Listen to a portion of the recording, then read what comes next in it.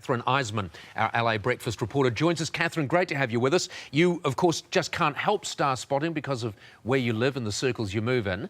And the most recent star you've seen is January Jones.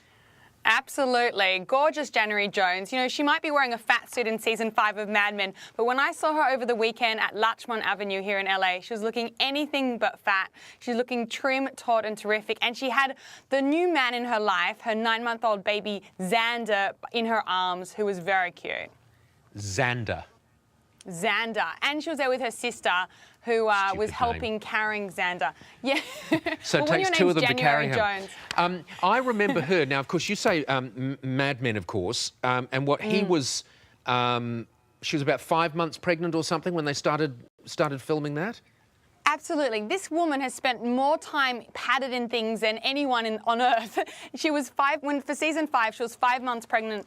Actually, she was about 8 months pregnant, I'm sorry. And so what Matthew Weiner said that, well, we can't have her pregnant again because she was pregnant in season 4. So we're just going to put her in a fat suit. So for the last month of her pregnancy, she was wearing this fat suit. Then for 5 months, so after he was born, she was still wearing a fat suit. And don't forget that in season 4, she was pregnant, and in between she was genuinely pregnant. So this girl is no wonder she's wearing loose flowing clothing. She's constantly fat, which is horrible. I think like everyone is just like, she's such a beautiful girl. Let's just put her in a fat suit and make her pregnant. I mean, I think it's like very cruel, but it's been entertaining to watch. I haven't watched Mad Men, so I don't know her from that. But I remember her from Love Actually, because she was one of the American hotties in Love Actually, wasn't she?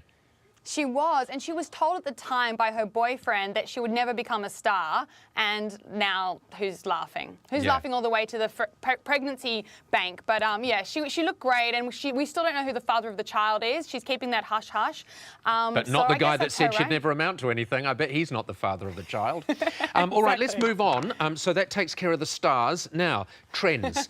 Pheromone parties. So if you want to find a partner, it's not about how they look, it's not about how much they earn, it's about what they smell like.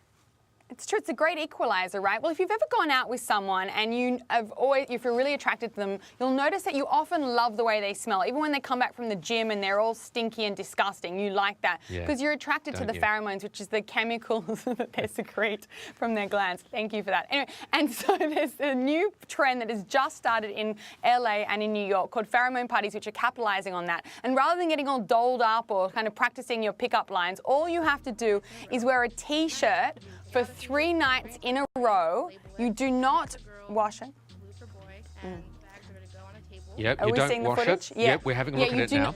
Okay, yeah, you do not actually wash this T-shirt, and you have to bring it in a Ziploc container, put it in the freezer so that it maintains that fresh odor, and then you bring it to the party. They mark the girls in pink, they mark the boys in blue, and then you spend the beginning of the party going around literally sniffing their shirts, and then at the end you tell them whose odor you like most, and they introduce you to them, and you either decide whether your body is playing an evil trick on you or whether your body has led you to the man of your dreams or the woman of your dreams. So what you're saying is, okay, so just very quickly, you wear a T-shirt for 3 nights so it's impregnated with your smell.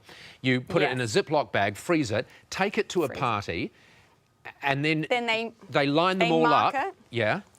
And the men are on one side in blue, the women are in pink. You swap over teams and you walk around sniffing the opposite sex T-shirt to say, that was good, or oh, that will not be the father of my children.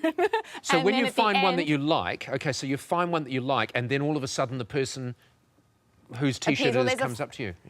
Yeah, well, at the end, you tell them what there was. They take photos of the people with their T-shirt from the very beginning, and at the end, you tell them what you like, and then they introduce you to that person. And I was talking to a girl who went to one of these pheromone parties, and she said that the guy that she chose based on his T-shirt was actually someone she was really attracted to. And by the end of the night, she ended up making out with him, kissing, snogging. But she said after about an hour and a half, she ran out of things to say. So she said, that's the end of it. So clearly, this kind of this very primitive indicator might have its limitations. You don't need to talk to your partner, though. You can just stand there smelling them.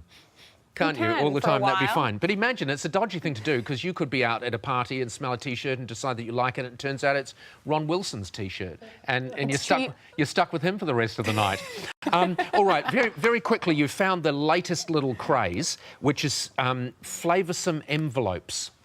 Exactly. They're called Flavorlopes, which is just a fabulous name. And it's the first ever flavoured envelope sealer. So if you need an excuse to send a handwritten note, because we all don't do that anymore, basically you pick up one of these, 25 pack, $9.95, and they come in 5 delicious flavours. You've got apple, which I've got here, cherry, grape, orange and strawberry, and you lick them. I always end up doing the most demeaning things on live television, but...